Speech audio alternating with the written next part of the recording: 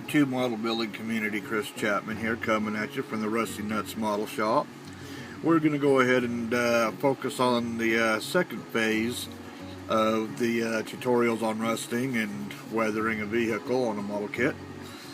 I have gotten some stuff done. Everybody knows I lost some video footage. I showed how to cut the doors out and stuff. Unfortunately, for what my plans are for this, I'm not hinging or anything. So I've got to basically kind of start off with where I'm at, how I got to this point. And there's many videos out there showing how to get to it. And so hopefully we can go ahead and start off with this. I did have the body itself, not the doors and things, this stuff here done, but the body was almost done with all the painting and everything I was going to do with it. I have stripped it down with the LA's Totally Awesome and just spent a bunch of time sanding everything back down to where I'm back to basically bare styrene so we can start this segment over. It's unfortunate I lost all that footage because it was really looking good, so now my fingers are crossed that I can get it back to that point.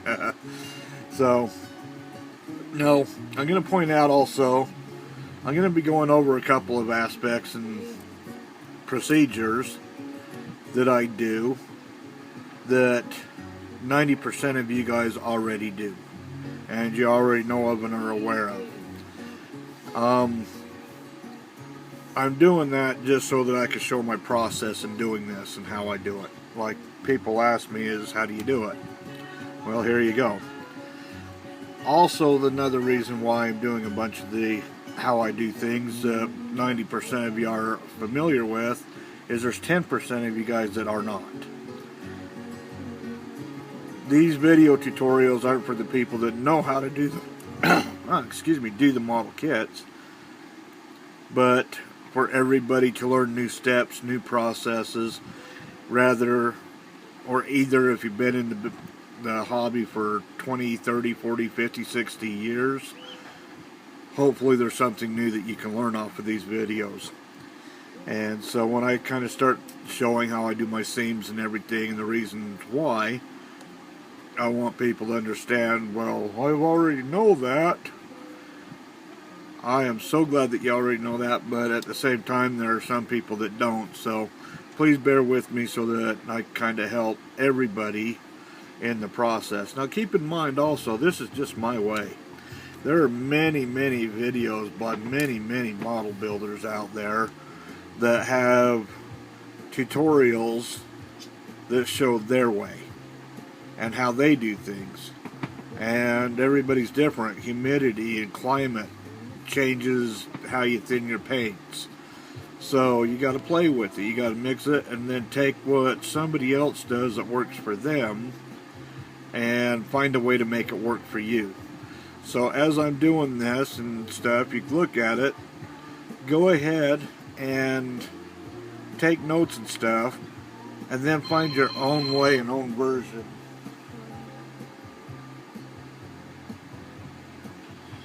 Sorry about that, I just had somebody calling. So what we'll do is go ahead and break this down, show you where I'm at, what I've done to it, and so you guys have an understanding, and then we'll get into the next phase of actually getting around to painting and weathering. And I'm going to get the motor, tranny, drivetrain, all that stuff done, get the rest of the bottom mocked up, the chassis and stuff, so we'll kind of get this stuff done first so that we can get that there, and then I can do all my test fitting prior to getting back into doing this, because things have changed now that I've had to resand and everything.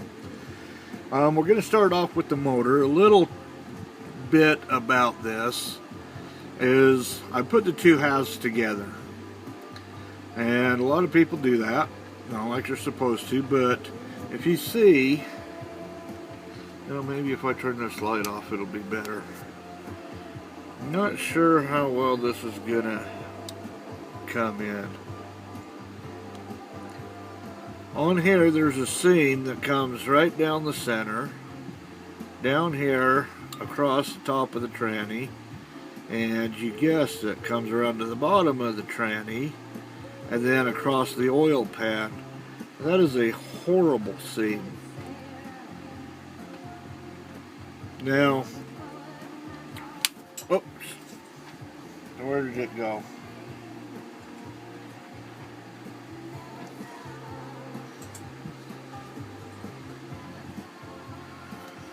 Wouldn't you know, it goes all the way up underneath the desk.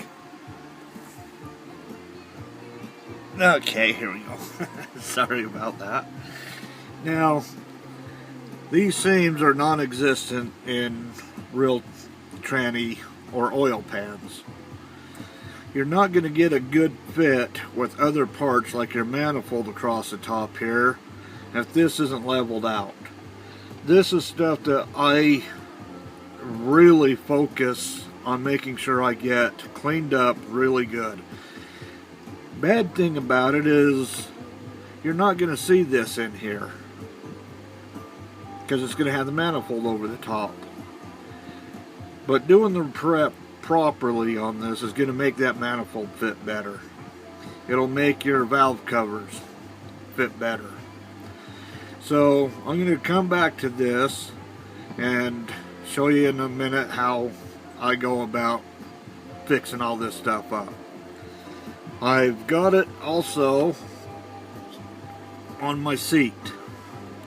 I'm going to just put one seat in it because of the design of the truck. You'll see it here shortly. But there's a seam that comes all the way up and around where I had to do the back of the seat. I'm going to be getting this all sanded off and then puttying it all the way up and around. We'll go over this and the motor in a separate video on how I do that stuff. Got the exhaust, and I've already gone over this in my previous video and stuff, how I get all the seam lines sanded out of it. I've gone and I've sanded everything except the center part here because this can actually be covered with a grill. I'm going to paint this black inside here, put a grill on here, and then dirty up the chrome grill. So it's just around the edges. Now as you sand this lightly with 400 grit sandpaper, I personally use these sanding sticks for this. And you just turn around, sand it all down nice, and you just go over it lightly. It'll sand that down, and if you see any white spot or glossy spots, those are low spots that the sanding stick or sandpaper hasn't cut down to. 90% of the time on parts like this, you can sand that down just a little bit more until it's completely flat and dull looking. And if you can get it to that process, then you turn around and you smooth it out with your different grits. Now these sanding sticks, it starts off with the black and then a gray, it goes to the blue and then a light blue. This is a thicker, coarser grit than the other side here. So as you do it, you hit this side, then you turn it over. This is a smoother side. Comes down to where you hit the white. One side's a light gray, so you sand it, then you turn it over to the white, which is a finishing buffing grit. And works great for getting into really tight areas and stuff. If not, I use your regular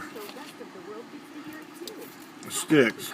Coarse, not so coarse, even less coarse, and even less coarse and fine. Then when I get that all done, I pull out the final buffing one. So unfortunately I was kind of had that all shown, but this is all done, so most everybody knows how to do the sanding parts of it and things, but that's what I use to do these. So these are all ready for paint. Now we'll get into the body here. We'll start with the hood. I have gone and smoothed this out just as smooth as I could get it and sanded it. You can see right down the center there's a kind of a shiny seam. Hopefully you can see that. And the reason is because it's a raised area there. If I sand that too much, it'll take that detail away. So that part there, I'm going to leave it shiny. The paint will cover that up. but everything on there is smooth as can be. I even sanded the inside of it. Now, part of sanding the inside is I had a pin mark here. I had one over here in this corner, up here, and over here. And I filled them in with putties and sanded them out. And these two down here on the bottom, you can see the putty in there still. Those were some pretty good ones. These other ones sanded almost all the way out. So this is good, and that's one thing I got to give this kit credit for. Smooth, clean, real minimal flash on it, hardly any at all. I mean, this has got to be, in my personal opinion, one of the cleanest and best models I have ever worked on. Out of the box, a light sanding, and it's ready for paint. Now, when you start cutting them up, obviously you got to clean it up and everything, but I cannot believe just how nice and how great of a kit this is. So if anybody's interested and wants a great kit to build, not a lot of parts or anything, and there's so many things you can do with this kit. Now, you can see here where my door went. This particular door I cut open. My plan is to glue it open like this. Now, let's see. Glue it open like this so that you can actually see inside of it. I don't want it to hinge and close and stuff because of the way I'm going to do it. And so that's going to be glued in place, opened up like that. And so what I did is once you cut that off,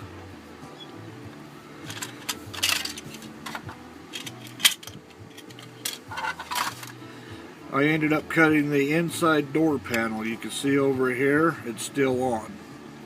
And you can see where the door handles go, and it's got the little rivets that come around here. And I hope you can see this. I'm getting some light in here that I don't know where it's coming from that's making it bright. But I've glued this firewall onto this to kind of help keep some support and everything, plus help mocking it up. It's all got to get glued on there anyway, so I went ahead and just glued it on now. And it'll help the process. Again, the gluing pieces together and things really do help make a difference. Now I'm going to have to do some taping and stuff when I go to paint all this stuff, just so that I can get it done. I'm planning on using some masking tape and stuff, and we'll get to that in there just to give it some texture here and stuff. But as cutting this out, you have to be very careful because this here is going to be required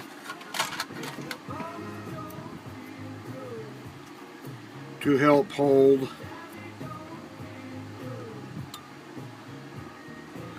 the dashboard into place. And so if you go to cut these doors and things off, you need to make sure that you measure everything properly, so that you can make sure that the posts and the supports for other parts are still there. So, oh, and there's the dash. It's all up and ready to go. Got a little bit more sanding right across there. It looks like I might have missed a little area right there, but I'll get to it. Now, this door here will be sitting like this.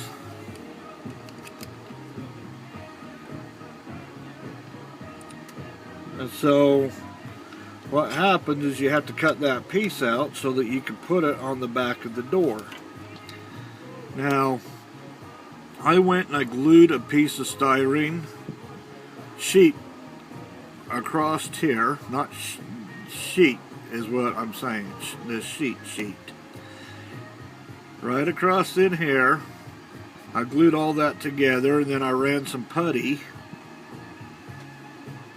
some Green Squadron putty, or I think it's Squadron. Nope, MMD, fast drying. And I put the putty down inside here just to fill it all up, and that is smooth as can be. All the holes are filled up, and all the way up the seam here. Now, people keep asking me when I do this kind of stuff, if it's an old beater, why do you put all this work into making it nice, neat, and clean? Because at the beginning of this model, when it was built, or the vehicle, it was nice, neat, and clean. We're going to show how to mess things up as we go, but the cleaner and smoother you can get this, the better the results you're going to have of making it look realistic.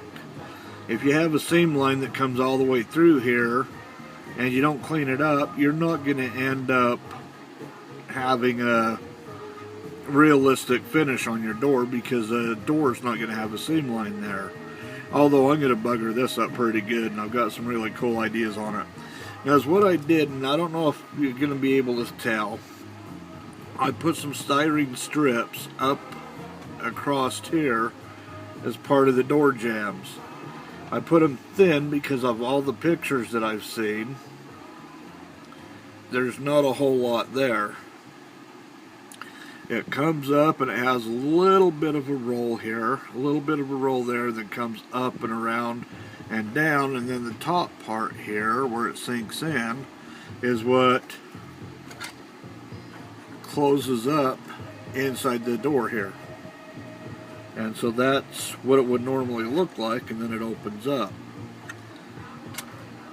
So with these styrene strips, I had to put a little bit of putty here. I did some round tubular styrene rod and put that there and that there, and then I puttied it so that it was like kind of flat, and then I went in there and I just sanded it to where it has a nice gradual roll to it right there up into the door jambs. And then I also filled in all of the gaps across here, so that'll be nice and straight and smooth and clean. So there's my driver door. Again, it will be glued on there as an open door, which gets me to the body. Now it's really thin here, so from this point on you need to sand everything prior to cutting, and then just do a little bit of careful, soft, light sanding to clean things up there. But if I had to come in here and start sanding all this now, I'm going to be bending, warping, or breaking parts. Prep your body completely, then cut, and then just clean up the edges. Easiest and best thing.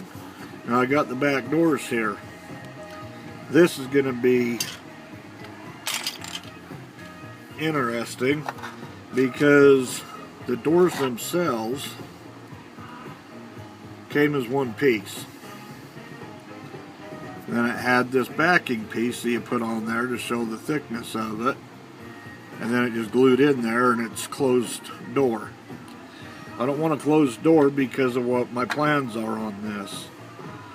I went ahead, glued everything together, then I cut it using the back of an X-Acto blade.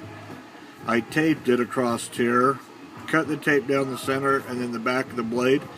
Just kept pulling lightly. You don't need to put a lot of pressure, and just let the back of the blade just scrape a little bit at a time. To cut through this and that back piece together took me probably about an hour and a half of just sitting here scraping and scraping and scraping. But it's well worth that hour and a half. I got to listen to some great music, and occasionally I had a video pop up from one of you YouTube model builders, and so I paused the music and watched the video, listened to it as I scraped, and then when the video was over, I'd make my comment, turn the music back on, and so it really doesn't take or seem like it takes that long. So after I got this cut out, I had gaps. Again, you can see some gaps down along here, down on the bottom. And so again, I went all the way around the edges with the green putty. Let it dry overnight, then I came in with these sanding sticks, sanded it all smooth, and it's all dull looking green, which means that I've sanded this down and got all the low spots. If there's any low spots, I would have a dark looking green spots or dots in there. So I got these all cleaned up, and my plans are get the doors on the right side, is these are going to be opened up and you can't see anything with my big fat fingers in the way. I don't know how to do this.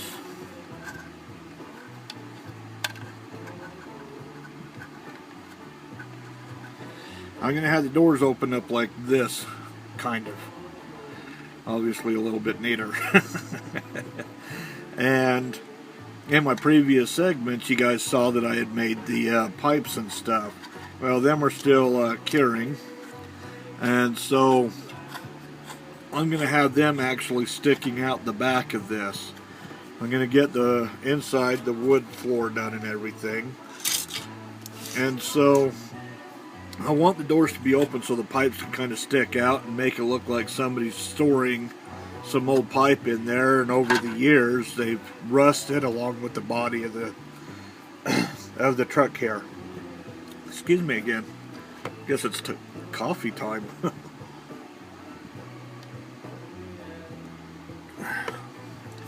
So that brings us to the last little part of this hair segment. Again, I've gone in here and I have cleaned and I have sanded all of this area. And it is smooth as I can get it. On the bottom you can see here, here, there, up there, right there, one spot there, and then I sanded off with tag right here. You know, the date and everything. And I put in the putty and then I sanded it with the sanding sticks, getting it all smooth. And so you can see, I mean, those are some pretty bad pin marks all the way up across here and across here and stuff. They weren't as bad up in this area, but everything is filled in nice and smooth. And so I'm sitting there and I got this as perfect and as clean and as neat and as nice as I can get it. And so is what we're going to do is take a lighter. I want a small one. I'm going to get my razor saw here. I might have to go turn my fan off. Let's see if I can do this. But I want to heat that up some, put it down.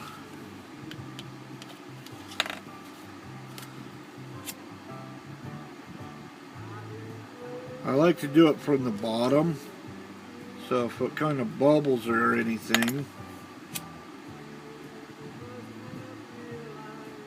it'll be on the bottom, so it's not going to be as noticeable. Yeah, I'm going to have to go to the top part of it now. And this, hold on one sec.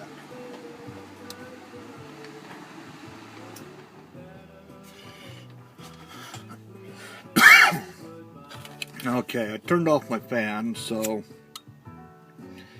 we can turn around and heat this up a little bit. And then I'm going to push it down. Kind of hold it right there in place.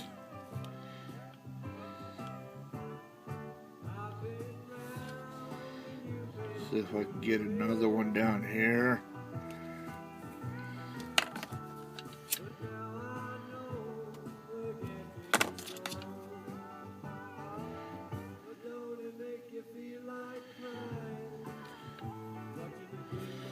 Okay, you can see there, maybe.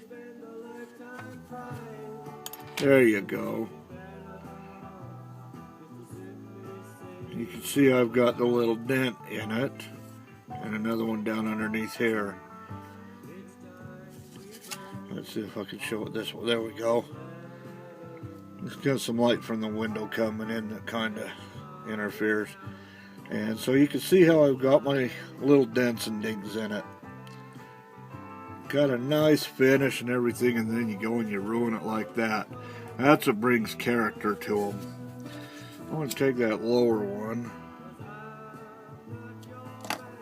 make it a little bit more noticeable and prominent.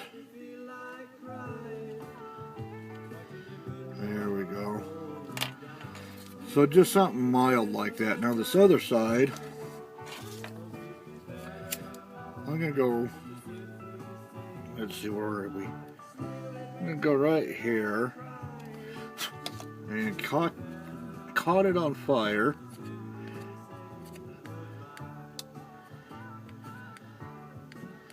It melted it.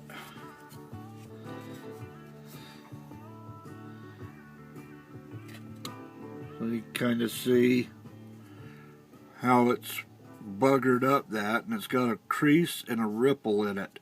When I actually catch fire, blow it out real quick and then just kind of roll it, and it makes it look like a crease. That can be hard to hear, especially when it's because of your prescription. I want to do one more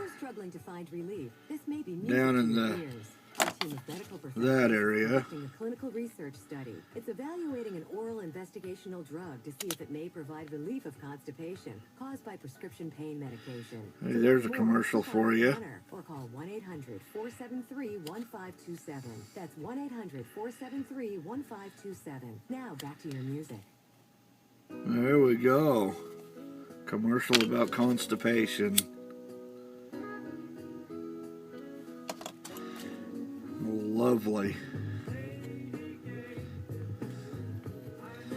There we go. Now see, a lot of people will use a Dremel, which I have here. Then they drill out underneath and stuff, and then poke holes and stuff. Personally, I like it where it's dinged and bent. Looks like something's fallen over and hit it real hard. Depending on how this goes, I put my hood on here. It may need to have a little dent in there to show how it bounced off of here and then hit there. So that just opened up a couple other possibilities of things that I could do to kind of bugger this up a little bit. But I don't want too much, because I want the rust in the paint to show the differences in the corrosion and the weathered, sitting out forever look. I don't want to rely on cutting and chopping and stuff. So that's where we are right now. 27 minutes. Apologize for the length of some of these, but if you want to know it, that's what it takes. So I'll go ahead and end this segment here. When we come back, we're going to go ahead and get all of this here and start doing some painting on it, showing different steps on how to get the actual rust and weathered look out of it. So until then, Chris Chapman, Rusty Nuts Model Shop, thanks for watching.